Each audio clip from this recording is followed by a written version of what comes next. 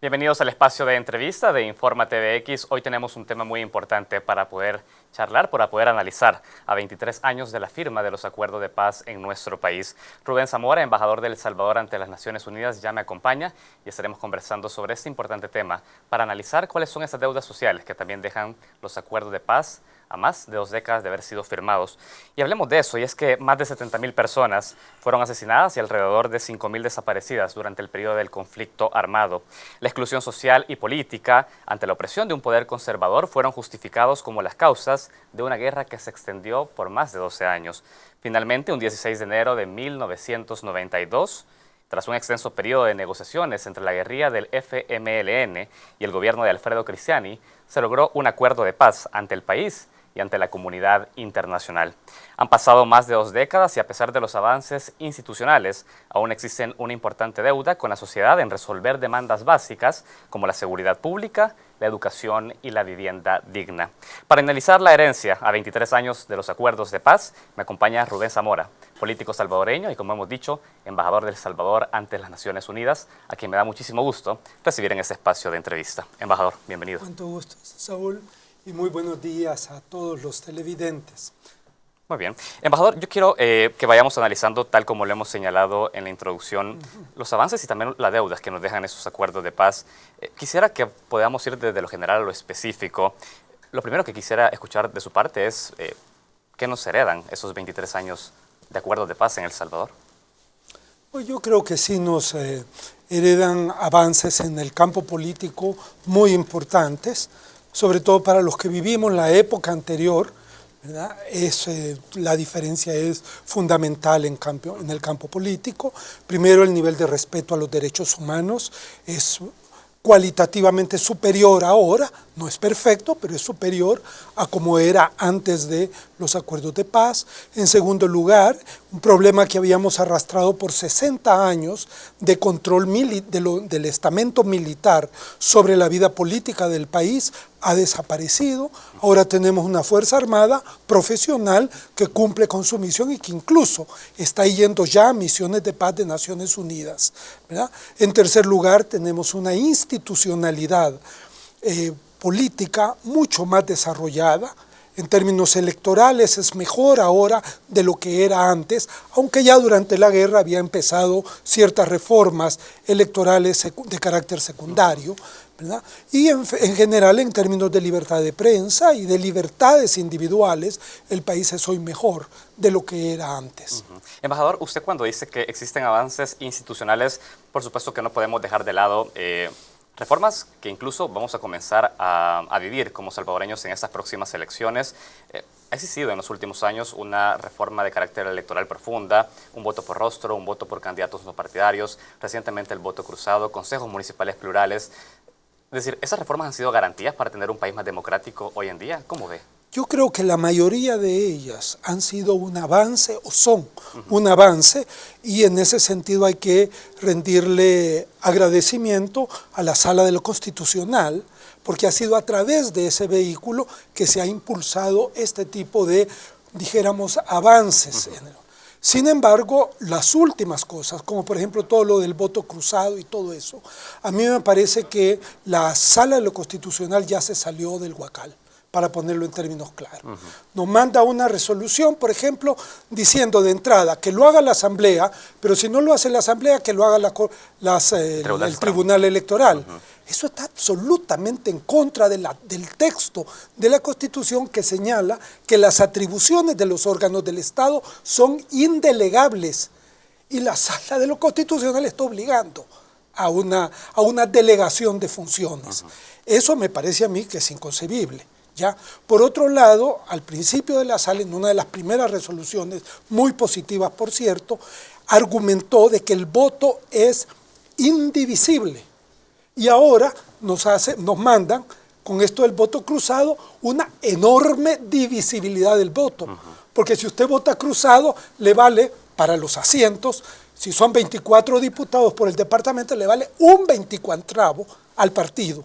O 1/3 si son 3 diputados los que van a ir. Entonces, en ese sentido, yo sí creo que se ha extremado ya la función de garantía constitucional y me parece que la sala está entrando ya a otras cosas que creo yo que sería lo mejor que primero las aprendieran y después trataran de ver si es posible legislar constitucionalmente, defendiendo la Constitución en esas materias. Ahora, me parece interesante lo que menciona, porque ha dicho, ha sido gracias a la Sala de lo Constitucional que hemos tenido algunos avances en materia institucional, pero a pesar de eso, se ha extralimitado en algunas de sus sentencias.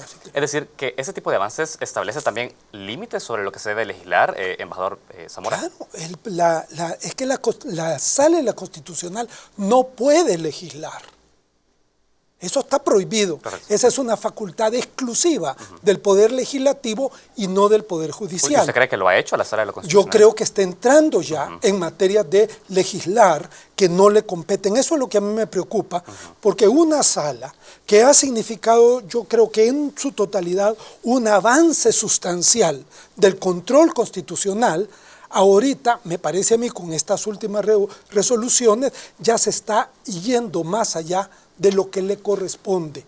El control constitucional implica, por quien lo hace, en este caso la Sala de lo Constitucional, implica prudencia. ¿Por qué? Porque ¿quién elige a los próximos magistrados? La Asamblea Legislativa. Claro.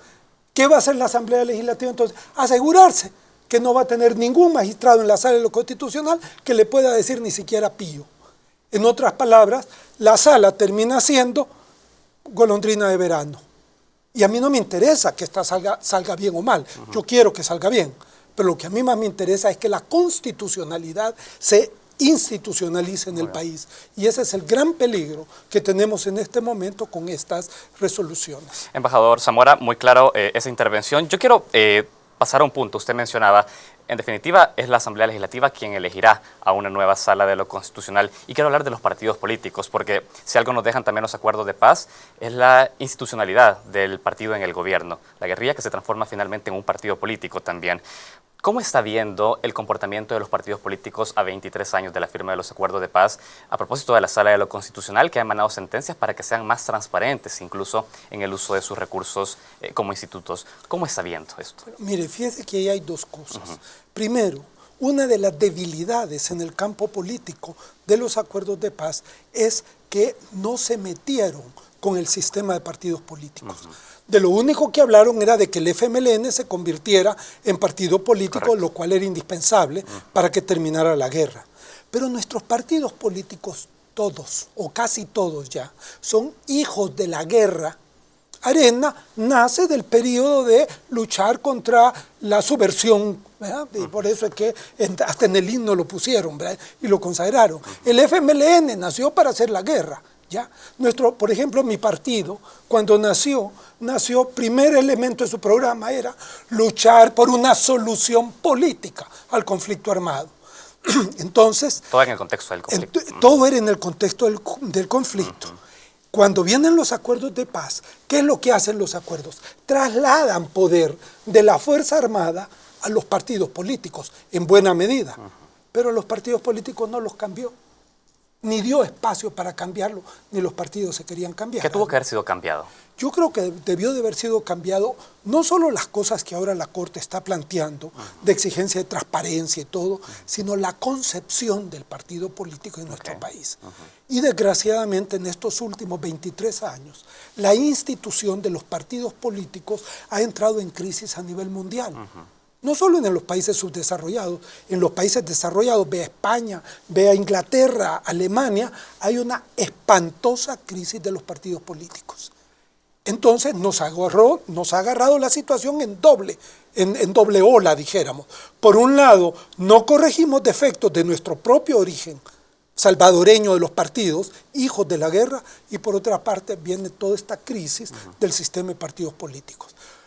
Lo que la Sala de lo Constitucional ha hecho es positivo, transparencia, pero lo que aquí se necesita es algo mucho más profundo. ¿Algo más profundo como instaurar mecanismos de democracia interna, embajador Zamora? Por supuesto. Esa es una de las tantas cosas. Una verdadera legislación sobre cómo los partidos perciben sus fondos para hacer campaña y cómo los han gastado. Muy bien. Pero también cómo se van a financiar las campañas. Porque pareciera que a veces, mire, aprendemos a veces solo las cosas feas de Estados Unidos y no las buenas. ¿Cuánto cuesta una campaña electoral ahora? Igual que en Estados Unidos, ser senador cuesta más de 100 millones de dólares. ¿Quién puede ser senador? Los pobres, los trabajadores no pueden ser senadores, ya. Claro. Entonces, por ese camino vamos en este país. Y como dice el dicho, ¿verdad? El que paga la canción es el que la pide. Muy bien.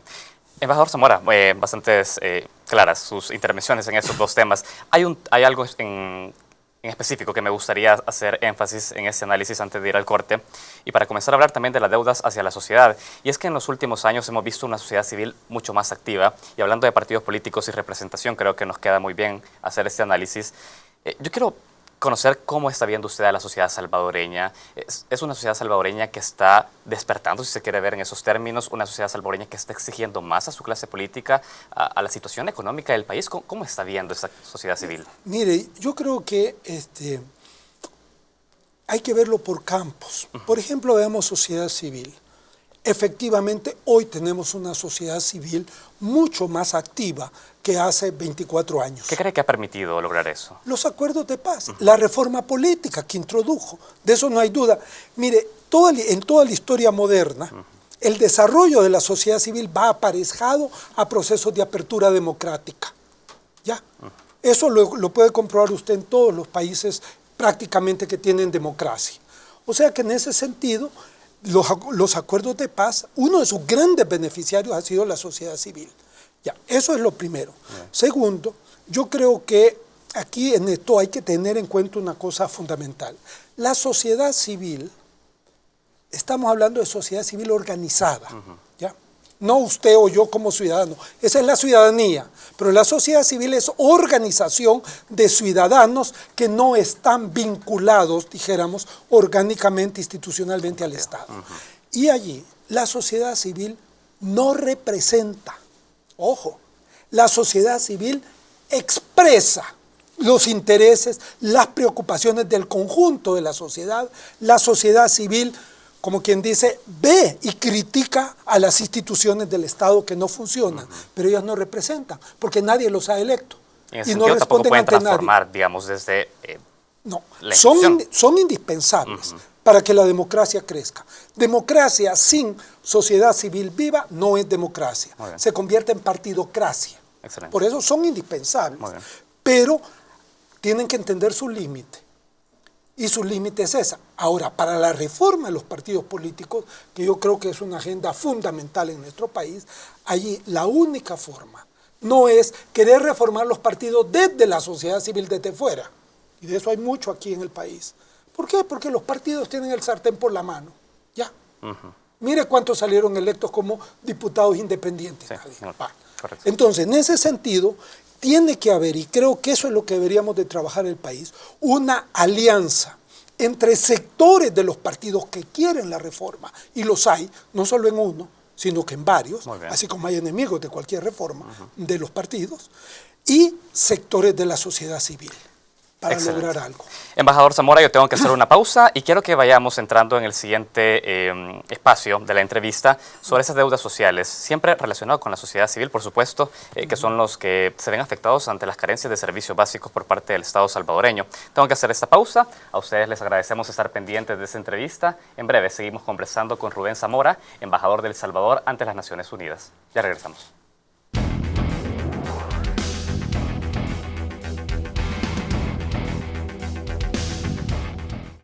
Continuamos con la entrevista de Informa TVX. Hoy es un día importante, conmemoramos 23 años de la firma de los acuerdos de paz y estamos haciendo un balance, un análisis de lo que nos ha dejado esos acuerdos de paz desde lo institucional y también desde lo social en nuestro país.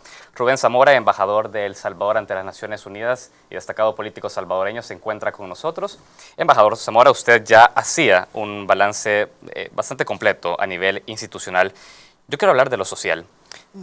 Y me llama la atención un punto, y es que si se ve de alguna forma el análisis de lo que ha dejado los acuerdos de paz, vemos que sí existió un consenso por parte de las fuerzas políticas y productivas en cuanto a lo institucional, no así en lo económico y la estructura económica y lo social. ¿Por qué? Pues porque no habían condiciones. Mire, hay que tomar en cuenta en todas estas cosas algo que es bien importante, ¿ya? Y es un dicho, por cierto, de los norteamericanos, de los políticos norteamericanos, que dice, traducido al español, dice, la negociación es siempre la segunda mejor opción. Eso es válido para cualquier negociación política, para cualquier negociación, incluso familiar. A su hijito de 7, 3, 4 años, usted le ordena lo que va a hacer. Pero cuando tienen 13, vaya a ponerle a darle orden, negocia con ellos, ¿no? Y lo mismo en las relaciones de pareja. O sea que esto se aplica a la política. ¿Qué pasó aquí? Aquí lo que pasó es que ambas partes que estaban en el conflicto armado se dieron cuenta que no tenían salida por la vía armada. Correcto. Y por eso se sentaron a negociar. O sea, lo que era lo segundo se convirtió en lo primero. Ahora, ¿en base a qué se negoció? A una agenda. La agenda era política. No había nada económico en ello. Prácticamente no había nada económico. ¿Por qué? Porque no podía haber. ¿Quién era el FMLN en ese momento? Un movimiento guerrillero de extracción marxista-leninista, socialista, que lo que quería era una revolución. Ahora, ¿qué es lo que había de parte del gobierno? El inicio de la revolución neoliberal que Cristiani estaba implementando, privatizando todo lo posible. Ahora, eran los dos más extremos. Me gustaría conocer sobre eso, el análisis, porque en definitiva no se dio entonces más la guerrilla al gobierno, al, digamos, ceder la estructura económica, justamente las causas que generaron la guerra y el conflicto. O sea, se pudo haber cesado el conflicto armado, pero las causas se mantuvieron. Vayamos al discurso del presidente Cristiani en Chapultepec, a la firma de los acuerdos, que por cierto no, es un excelente discurso, para decírselo francamente, yo que soy de oposición.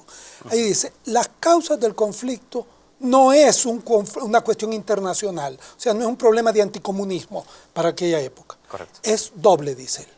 La exclusión económica y la exclusión política. Los acuerdos de paz tomaron la exclusión política y allí transformaron y dejaron la exclusión económica para el futuro. Por eso es que en los acuerdos de paz usted lo que va a encontrar son ciertos mecanismos para poder discutir la cuestión económico-social. El Consejo Económico-Social, trabajadores, gobierno y empresarios.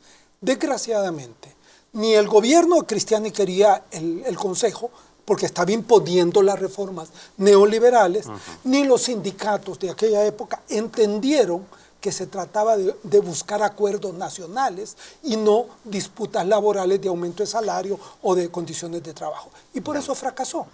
Fracasó completamente. Y la empresa privada encantada de que no tuvieran que estar discutiendo lo que son sus ganancias. Ahora, hay un punto, y es que diversos organismos internacionales y organismos económicos señalan que lo que se vivió en América Latina específicamente durante posterior al consenso de Washington y durante todas esas recetas neoliberales no fue precisamente medidas que sacaron a las personas de la pobreza y de la desigualdad. Por el contrario, se profundizaron estas causas. Usted ha dicho, en el área institucional es necesaria una reforma en partidos políticos. En el área económica, ¿qué reforma hace falta? Yo sí creo que hace reforma, bueno, en el área económico-social tiene que haber una reforma fundamental que, en primer lugar, se dirija al problema central económico de este país. Aquí no se invierte, o lo que se invierte es muy poco. Conozco yo uno de los 5 más grandes grupos empresariales que un día su gerente general me dijo, de nuestra nueva inversión para el próximo año, el 18% será en El Salvador, el 72% será fuera del país. Entonces, empecemos por donde tenemos que empezar. ¿Cómo hacemos para que nuestros empresarios inviertan aquí? ¿Cómo hacemos para que estas nuevas capas empresariales que están en la fase todavía de empresarios salvadoreños inviertan acá y se puedan desarrollar? Esa para mí es la primera y gran reforma que hay que hacer. Y para eso hay que reformar parte del Estado. Y hay que reformar también la actitud de nuestro gran empresariado, creo yo, y esa es una responsabilidad conjunta que hay que resolver. Excelente. Embajador Zamora, usted ha señalado la participación del sector privado. ¿Qué hay de la inversión de carácter público? Y quisiera que pueda hacernos un balance respecto, desde 2009 se ha hablado de una mayor, bueno, los números también reflejan una mayor inversión de carácter social en nuestro país. ¿Usted cree que ha sido beneficioso para el país, para la sociedad salvadoreña, que fue excluida durante mucho tiempo, una mayor participación del Estado en la economía? Creo que sí. No, bueno, ahora ya nadie cree en el famoso consenso de Washington, que fue la base para la reforma de Arena en todos sus 3 primeros gobiernos, ¿ya? Entonces, en ese sentido, eso ya está demostrado que no funciona en ninguna parte. Es indispensable que el Estado participe, sobre todo para tratar de reducir las desigualdades. Si el problema fundamental de nuestros países no es la pobreza, es la desigualdad, porque es la desigualdad la que genera criminalidad, es la que genera problemas. Yo trabajé en África para organizaciones europeas, ¿verdad? Y yo estuve trabajando en Somalia, en un país de los más pobres del mundo. Prácticamente había 1 o 2 homicidios al año en la parte en que yo trabajaba. Y con lo más pobre, ¿por qué? Porque la sociedad era mucho más igual que lo que es la sociedad nuestra. Es la desigualdad la que está generando violencia. Es la desigualdad el gran problema. Entonces, las políticas sociales del Estado que tienden precisamente a eso, a corregir desigualdades, a corregir dijéramos, la distancia entre ricos y pobres, son fundamentales en esta política. Nuestro problema, y en eso creo que el gobierno anterior del presidente Funes y el actual gobierno están haciendo muy bien las cosas y avanzando. Excelente. Pero el problema que hay que plantearse, ¿son sostenibles? ¿Hasta dónde las podemos sostener? ¿Verdad? Y ahí volvemos al problema fundamental. Si no hay inversión, si no hay empleo, si no se pagan los impuestos, que es otra reforma fundamental, no va a haber posibilidad de sostener y sobre todo avanzar en las políticas sociales que reduzcan la desigualdad en nuestro país. Excelente. Hay un tema, usted mencionaba que la desigualdad está generando estos focos de violencia, la criminalidad mencionaba. Hay un esfuerzo por parte del gobierno central, que es el Consejo de Seguridad Pública, en el que están participando diversos actores, tanto nacionales como internacionales. ¿A usted le parece que este proceso que está impulsando el gobierno central es suficiente para poder combatir y poder prevenir ese tema? Bueno, tenemos que ver cuando ya todas estas discusiones del Consejo produzcan y ya están empezando a producir para ver si las propuestas que ellos hacen son suficientes o no y juzgarlas. Y creo que es una tarea de la sociedad civil estar muy atento y de los partidos a todo esto. Pero para mí lo fundamental de esto es que este es el esfuerzo. ¿Por qué ha fracasado la tregua? ¿Por qué no aprovechamos ese momento? Una tregua no resuelve nada, pero da la oportunidad de entrar al problema. ¿Ah? Pues como un cese de fuego, pues. No perdimos esa oportunidad y mire lo que tenemos ahora. ¿Por qué? Porque no hubo un claro entendimiento entre sociedad civil, gobierno, partidos para enfrentar el problema. Hoy esa es la esperanza del Consejo sobre la seguridad y creo que hay que apostarle a eso. Porque si no es eso, ¿y qué va a hacer? Vamos a seguir nada más diciéndonos que ya no se puede vivir en nuestro país. Excelente. O buscando la migración. Ya no. La UCA recientemente sacó una editorial y decía, dialogar no es lo mismo que negociar. Y habría la posibilidad de que el gobierno podría aprovechar la oportunidad, como usted lo ha hecho, para poder dialogar y conocer esas necesidades de sectores excluidos. ¿Cómo ve ese tema del diálogo para poder resolverlo? Mire, yo creo que en principio el diálogo y la negociación son instrumentos indispensables. Mire, está claro, por medidas policiales, con pena o sin pena de muerte, no pueden ya resolver el problema de las maras en este país. Las dejaron crecer demasiado. Al principio eran nada más que 500 deportados de Estados Unidos, por cierto. ¿Ah?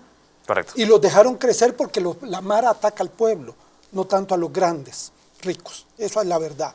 Entonces, en ese sentido, crecieron y hoy son una amenaza nacional. Va a implementar diálogo. ¿Quién dialoga con ellos? ¿Cómo se dialoga? Eso hay que adaptarlo a cada situación concreta. ¿Ya? A cada situación. Yo no puedo dar recetas de sí o no mientras no conozca qué medidas se están tomando. Así como pasó con la negociación. ¿Cuándo negociamos? Cuando se convencieron que tenían que negociar. Perfecto. Embajador Zamora, yo quiero cerrar esta entrevista. Estamos a 23 años de la firma de los acuerdos de paz. Para que El Salvador pueda verse mejor de entre otros 23 años, ¿qué temas deben de estar en la agenda a 20 años del país durante los próximos años? A 20 años del país, el primer tema central para mí es cómo generamos empleo Es decir, cómo invertimos para que en este país los salvadoreños y salvadoreñas nos quedemos a vivir dignamente acá. Perfecto. Eso implica integración centroamericana. Sin eso no hay salida, somos muy chicos. Ya. Segundo, creo yo que implica el desarrollo de una política fiscal seria en El Salvador que realmente reduzca las desigualdades.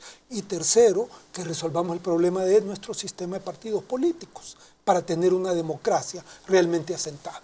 Rubén Zamora, embajador de El Salvador ante las Naciones Unidas, ha sido muy interesante tenerlo en este espacio de entrevista y conocer su análisis a 23 años de la firma de los acuerdos de paz. Le agradezco su tiempo. Muchas gracias, don Saúl, y muchas gracias a todos los televidentes que nos han escuchado este día de 23 aniversario de nuestros acuerdos de paz. Muchísimas gracias. Gracias a ustedes que están pendientes de este espacio de entrevista. Nosotros, en conmemoración de esos 23 años de acuerdo de paz, todavía tenemos noticias para compartirle. Ya regresamos.